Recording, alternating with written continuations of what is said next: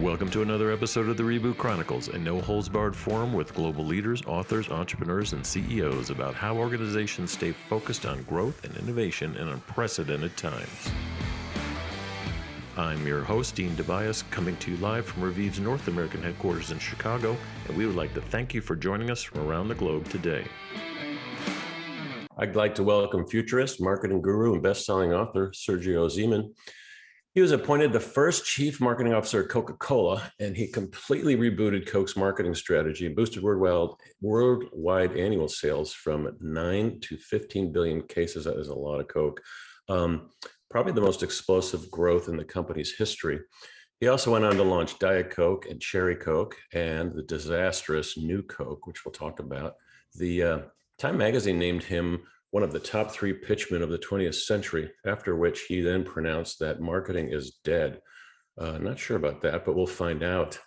Sergio, you were involved in what some consider to be one of the biggest epic marketing failures, I think, on the planet, maybe maybe in the universe, but the introduction of New Coke, which flopped, kind of like the Ford Edsel. So I'd love to start on that because it's kind of a badge of honor for you in one way. I personally always thought that maybe you guys just should have made that another flavor because it was just altering the original taste of Coke. Now companies are going out of their way to create all different types of flavors and brands and new blends and just flavoring water or just water. I mean, paying billions of dollars to acquire water companies. So I don't know.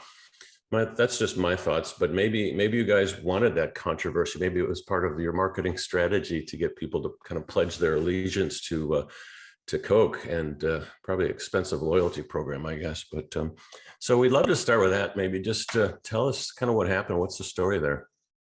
Well, you made the decision that it was an incredible failure. Yeah, I did. And then I guess that the press and the pundits all made the decision it was an incredible failure. Right. By the way, the stock doubled in the 77 days that New Coke was in the market. I remember that. And by the way, when we launched New Coke, 3 days later, 81% of the people said they had tried it and hated it. We only had 5% distribution. When we brought back Classic 77 days later, we didn't have any distribution. And 80% of people said, "Oh my God, it's back." Okay. Right.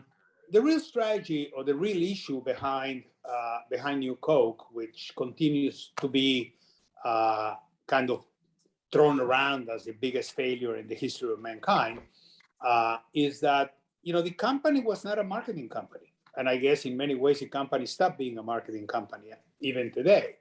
And the company was pretty much a very a company, a belonging company. It was kind of, you had to belong and kind of not make too many waves. And it kept on growing. Definitely a club. I remember that. It was a very different culture. And it kept on growing through distribution. So it was blinded really by visible demand, okay, in the sense that you kept on growing and everybody believed that it was all the same thing.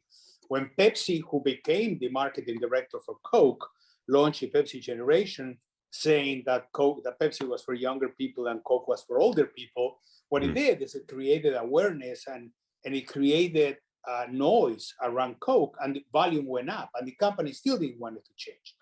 The reality, and to cut to the chase, is that the positioning of the brand was wrong.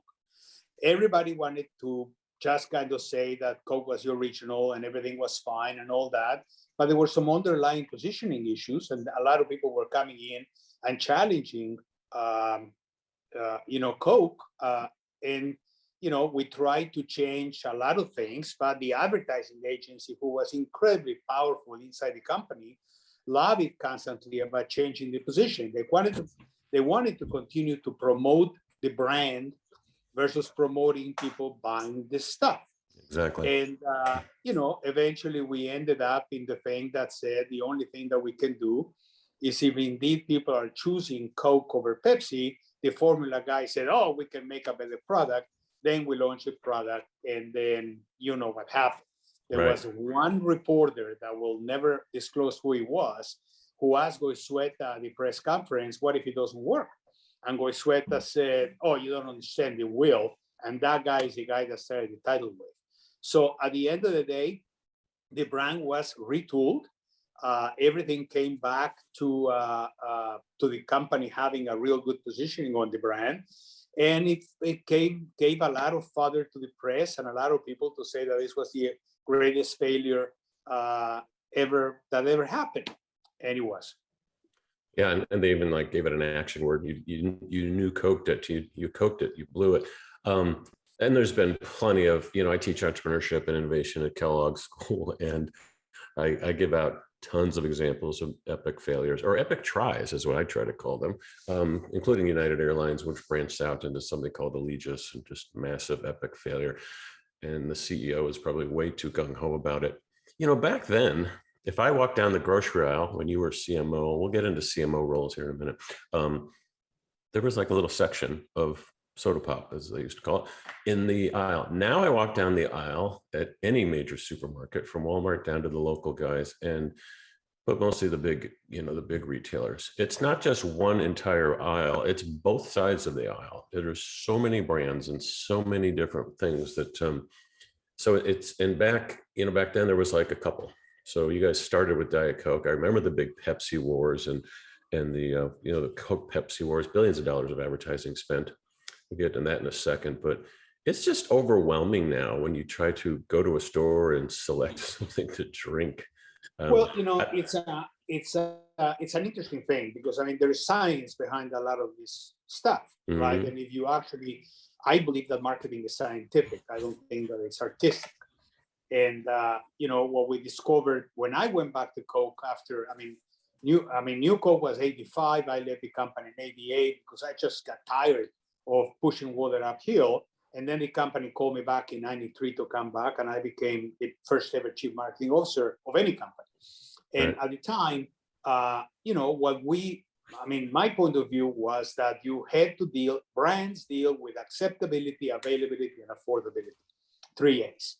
And if you look at Starbucks in New York City, the more stores that they open, nothing, they didn't cannibalize anything. And the reason for that is because they had tremendous acceptability. The reason you see more and more product in the stores is you're trying to create points of interruption. You're trying to actually put the brand in front of the consumer and trigger this impulse buy. Walmart is the king of it, right? They have all this impulse buying. I don't know what the numbers are today, but in my days, I think over 60% of all purchases at Walmart were impulse. Yeah, I'm a victim of that too. Yeah, so basically in the stores, the reason why, now you can go to Buffalo, New York, and you're not going to see a lot of distribution on Coke because the product is not acceptable. Or you can go to Houston and you can put all the Pepsi in the world that you want, and consumers are not interested. So in Houston, where Coke has dominance, availability doesn't work. In Buffalo, where Coke is very weak, availability doesn't work. So it's all part of a strategy, that basically tries to get consumers to buy more stuff. Yeah. Remember, for me, marketing is about selling more stuff to more people more often for more money, more efficient. That's what marketing is. Right. Some people have lost track of that, but we have moved from the age of what you said when the chairman said, "Hey, please come back to Coke. I'll make you chief marketing officer, the first one in the world." Not just for the company, but for it was like, hey, that position, the marketing guy, as I used to call it, needs to be elevated. But before that, it was like there was the head of advertising and the head of R&D, and they tended to run a lot of these company cultures. That was just like, we got to make a product and we're going to just sell the heck out of it online. Excuse me. And in store. And now I see a lot of that same behavior, even though it's scientific and we have a lot of data. I still see a lot of companies doing that. It's like, let's come up with something, and it's getting so easy to market and try and fail things online. I'm not sure if that's a good thing or a bad thing. Well, when I went to interview with the chairman, he said to me, "I want you to come back to the company." And I said, "To do what, sir?" He said, "Be the marketing guy." I said, "I don't understand what you mean." And he got a little upset at me. And he said, "What do you mean? The marketing thing." I said, "What is the marketing thing, Roberto?" And I said, you know what? Let me tell you what I like to do. I like to go away and write a document that I will give to you that basically says, I want to be in charge of growth. And he said, oh my God, you want to have everybody report to you? I said, I don't want anybody to report to you. I just want to make sure that my charter is how do we generate growth? And then I said, and by the way, in order to be able to do that, I need to be on the C-suite. And he gave me the title of Chief Marketing Officer, which allowed me to then start driving a lot more. If we're going to spend money, we're going to have to make money. You said before that half of the advertising doesn't work. I think 90% of the advertising doesn't work. Why do people advertise on Super Bowl or some of the other times? I did a lot of analysis when I had my consulting firm, and many times that advertising just doesn't work. It makes people feel good, but I think that advertising needs to convince people about why they should buy more or use more of the stuff that either they're using or buying, or that they're not using or buying. I remember, it's always more efficient to get somebody who's already consuming your brand, I don't care what brand it is, to consume more of it than try to convince somebody who doesn't consume your brand to switch. Yeah, that's kind of getting into the weeds. Acquisition versus retention, loyalty marketing, which is huge. We kind of touched on the roles. Let's just go back to that for a second. Right now, at least in the States, I don't know what the global stats are right now, but the tenure of a chief marketing officer and the tenure of a chief innovation officer are pretty much at an all-time low, under 2 years, if that. A lot of pressure on those jobs, a lot of pressure for growth. There's often a chief growth officer, but they're really more on the sales kind of side of things. So what's some of your advice for these folks that are taking on these pretty heavy roles that have a high growth expectation to it? They can't keep doing what they used to do that got them to that job, can they? Well, I just don't think that the definition of the job is clear. So people get all excited about the title. When I went back to Coke, I kept on saying to people, so what do you do? And they'll say, I'm director of the blah, blah, blah, blah. I said, no. I'm saying, what do you do every day? Okay. So I think that when somebody calls me up, when I was consulting, I would always turn around to the marketing person and I would say, so what do you do? I said, well, I'm the senior vice president or the chief marketer. What do you do? And people cannot articulate what it is that they do. If somebody called you up and said, I want you to be chief marketing officer, chief strategy officer, chief whatever it is, figure out what it is that you're trying to do. Where are you trying to get to? Look, let's take it into the dumb side, okay? You go to the airport, you go to the counter and say, I'd like to have a ticket. That very uncooperative person is going to say to you, where do you want to go? And if you don't tell her or him where you want to go, they cannot sell you a ticket. I think in business it's the same kind of thing. Tell me what you want me to get done. What is the task at hand? And I think that if they did that, then the tenure will be a lot longer. But unfortunately, two things. They're not well prepared because many of them come from the ad business, and they're basically they're judged on how pretty the commercial is or which director you use. And the other stuff is a grind. When you look, I've been to 123 countries around the world. When I was chief marketing officer at Coke, I was on the road 200 days a year because I would go to the market and I would sit with the guys. We hired 2,000 marketing people around the world to replace the people that had an avocation for marketing, and then things changed. That's where we went from $9 billion case a year to 15 billion case a year. And by the way, the stock quadrupled in those 4 years. So my advice is define whether you're giving the charter or if you're actually giving the task and people are going to support you to actually be the person that is actually driving growth, and that, advertising and all that is fine. Those are the tools. But if you don't have a clear view of where you're going, you can't get there. Right. In your books, you talk about how marketing and advertising are dead, and it's more about science than art, though it's probably both. I was CEO of TNS Media, which sold to WPP, and the reason they wanted that is all the old advertising platforms were not very well measured. And this was all about digital measurement of advertising, know exactly where to spend your money. And there has never been an easier time with the exceptions of, the overwhelming amount of data. But if you can figure it out, there's never been an easier time to, as we say, target audiences, not a very affectionate term, but it's really what you're doing. But I still see companies blasting stuff out that's not that scientific. But let's just stick with the digital marketing thread. Things like personalization, what Revive does, things like actually engaging and developing more loyal customers, is your point, like getting more business out of them. Seems like it's easier and easier. What kind of advice do you give to CMOs for really enhancing their digital, not just their digital reach, but their platforms and how they actually communicate with target audiences and get more people to engage with them, first of all, and then hopefully buy as well?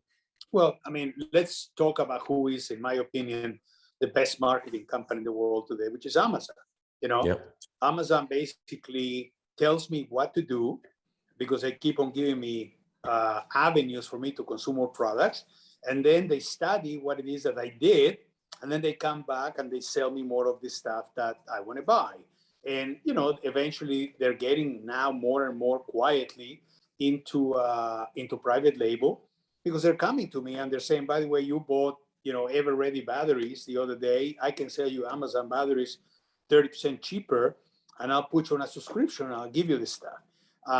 I think that you got to look all of these things. I mean, I love how people, this is what I call the Willie Nelson strategy, looking for love in all the wrong places, right? I think that digital is great. Okay. I thought that was Wailing Jennings, but okay. Well, fine, but he sang the song. The reality of the thing is all of these are tools to actually enhance your ability to convince people to buy more of your stuff. Right. But you got to look at it holistically that way, versus thinking that, oh my God, we got to be on Facebook, or we got to be on this, or we got to be on that. Because many times you're on that, but you don't have a strategy behind it. So I think that now we're giving more and more tools to connect with consumers. And if you actually look at it and you say, look, here's how we have to connect with consumers, I think that you have the ability to do better.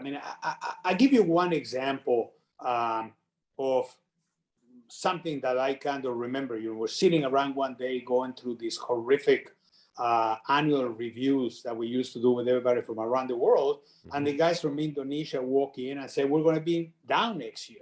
And I went, no, we're not going to be down. That down is not in the cards. They said, well, what we have is we have the lunar year. We have 2 Ramadans. Mm-hmm. And, and during Ramadan, people don't eat at all, for, I guess, 40 days or 40 some days. And now we have 2 of them. I said, but wait a minute. I understand that people actually eat once they break the fast. He said, yeah, but that's at night. I said, well, change your strategy. Why don't you go try to figure out how you can market during the night? Why don't you change how you can deliver product during the night, deliver strategies? We did. We flattened the curve. And then we went to all the Muslim countries around the world that actually were doing that. And that created a lot of growth. But you got to challenge those things. You got to look at those by looking at the facts and looking at the reasons why people do what they do and try to figure out whether they actually change that. Right. So let's go back to your example, Amazon. I talk about Amazon a lot, specifically how they use different technologies to target people, but it's an algorithmic approach, not very personalized, not very genuine, but very good. And they make it very easy for people to buy stuff. That's one of the issues small retailers have, and even some of the big ones that are still trying to catch up, even like Walmart. It's like Amazon just makes it too easy. You can trip over yourself and order something at the same time. Correct. So, but let's flip that and look at someone like an Ulta Beauty, where it's like, no, we're doing just the opposite. It is a personalized experience, whether it's online or whether it's in store. We're going to talk to you. We're going to get to know you.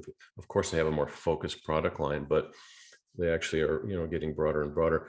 So, talk to me about kind of like the different side to that. How can retail? I guess the question is, how can retailers fight back to Amazon? That's number one. And number two, personalization, both online and in store. How do you win that battle?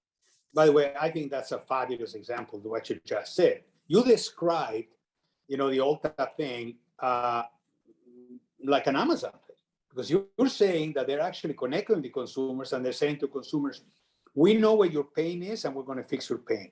But we're going to basically tell you that this is something that will make your life better. And right? it's a fabulous experience at an Ulta Beauty or a Sephora. Sure, Yeah, but I mean, exactly. but look, how you define that, right? You go to Amazon. At the time, that one of the pain points in order in line was, the how much it will cost you to actually get your stuff, and they created the largest frequent flyer program in the history of mankind with Amazon Prime. Mm-hmm. And they keep on tweaking it and keep on doing a bunch of stuff with Amazon Prime. Now they have the son of Amazon Prime and the daughter of Amazon Prime and Amazon Fresh and all that stuff. But they continue to tell people this is better for you. Your example of it, we're going to personalize it and all that stuff is exactly the same thing. Now, one you have mega mass, and then the other one you have kind of less consumption, less frequency. You also have to look at your frequencies, right? I mean, Amazon, when you look at the Amazon experience, the frequency of consumption, once you agglomerate all of the consumption occasions, makes it probably every hour. In Ulta Beauty, I mean, you probably cannot sell somebody a new product, every day. So, Mm-hmm. I mean, I think that the consumption cycles are different, but I think that you can actually personalize the thing by telling people, by the way, this is good for you. Look, I'm a fan of Hertz Number One Club. When Hertz Number One Club came about, I don't know how many years, or 100 years ago, or Hertz Gold or whatever.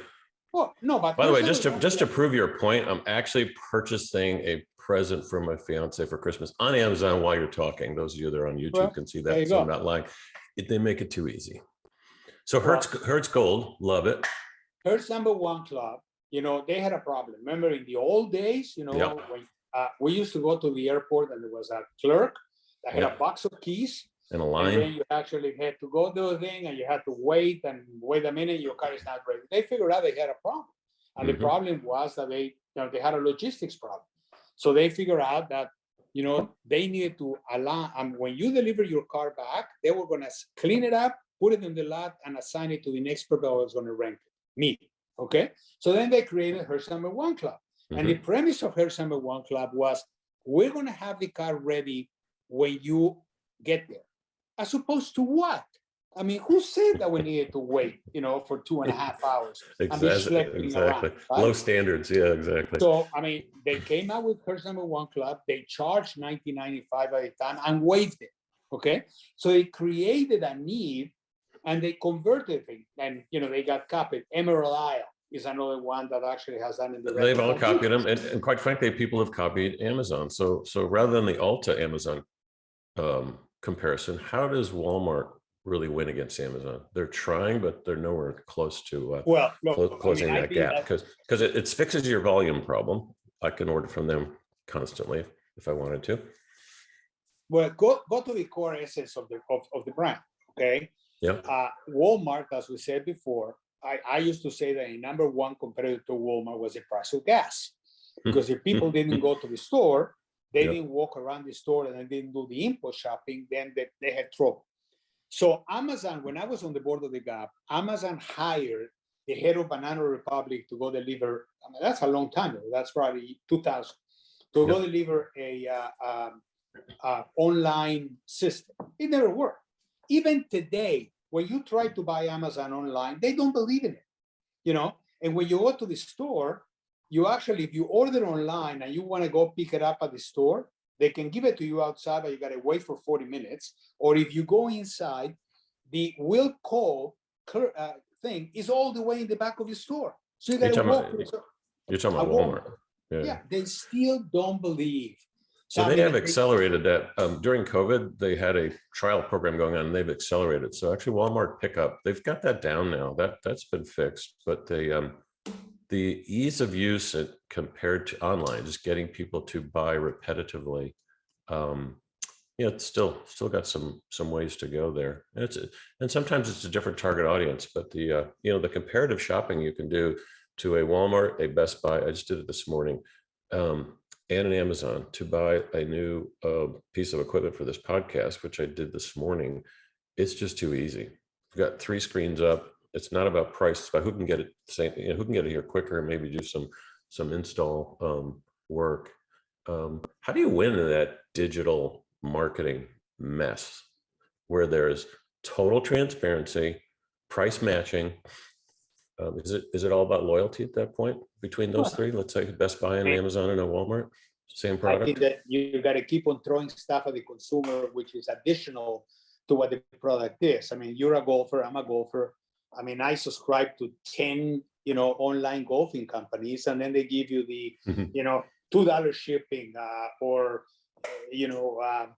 we're going to, I mean, we have the Christmas thing, or we have, I mean, they keep on actually coming up with offers. It's like the old toys in the cereal box. You got to keep on bringing something new in order to differentiate You yourself. Gen XYZ people don't know what that is, but they used to put toys in the cereal box. I remember those. And the surprise inside. Seth Godin made a big book about that as well. About kind of that's when surprise and delight became like the buzzwords. And yeah, good point. There is no momentum. Loyalty is perishable. And I think that people. I mean, I think that It's also tangible though. It's just you've got to keep it up. But it's perishable, and if you don't nurture it, if you don't feed it, eventually it goes like. I mean, that's like the expiration date on a carton of milk. It goes away, It does? Oh, kidding. So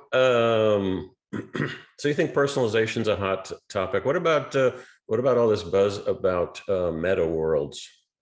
I personally, I've been doing 3D worlds and games for years. I mean, actually run a couple of companies that we sold that did it. And to me, it's been coming for 20 years. So what's your latest thought here in 2022 about what's going on? Just because Facebook changes its name to Meta, does that mean everyone's going to be buying in these 3D worlds? No, look, I think that we have now a massive production of stuff, that comes on top. It's a lot easier to do things, to come in and challenge it. And it's a lot easier to challenge the status quo when you have something to compare yourself to. And I think we're going to continue to be bombarded with new options and new ways and new and improved everything as we go through. And I think that that's just the nature of the thing. Yeah. We now have a little supply chain problem, but once that thing is fixed, I think we're going to continue to have product ideas, entertainment, all kinds of stuff that is going to continue to challenge the existing products.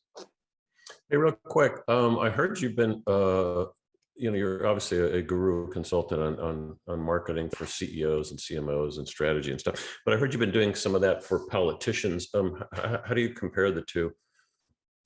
Well, it's interesting, in politics, you have a due date. In business, you don't. Right. So in politics, you can always go to the candidate. Remember, the candidate runs, and then after that, they actually develop a hearing problem. They start listening to you. Yeah. And unless you have the data, you agree in advance that the data is what's going to rule, then eventually they don't pay attention to you. I think that you can always claim that you're close to that Tuesday in November. And if they don't pay attention to what you're doing, they're not going to get elected. Sometimes they don't. Look, Romney, when he was running for president, he had a message that was he wanted to, and I was on the kind of the side team or the kind of talking to some of the main consultants, and his message was this is a referendum on Obama. It wasn't. Okay. I mean, people were not interested in having a referendum on Obama, and he said, I have more money. And I think that the more money he spent telling people that he was going to have a referendum on Obama, he was actually going to lose the election. I mean, look at what happened in Virginia. Okay, focusing on the problem, not the opportunities.